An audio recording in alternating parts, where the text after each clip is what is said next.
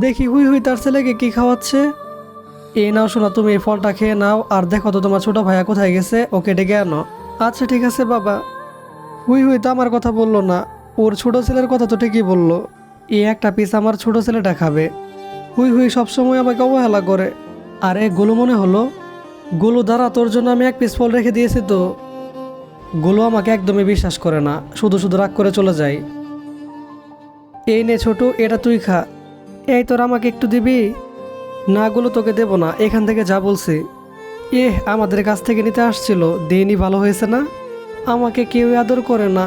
আমার বাবা মা বেঁচে থাকলে এই ফলগুলো আমাকে আজকে কিনে দিত। তো আজকে গোলু শোনা যেহেতু রাগ করেছে, তাই ওর জন্য আমি এই ফলগুলো দিয়ে একটা সিম্পল রেসিপি তৈরি করব। তো দেখতে পাচ্ছ বন্ধুরা, এই সিম্পল রেসিপিটি তৈরি করা একদম ইজি, তোমরাও চাইলে বাড়িতে ট্রাই করে দেখতে পারো। তো দেখতে পাচ্ছ বন্ধুরা, আমাদের রেসিপি বানানো একদম কমপ্লিট।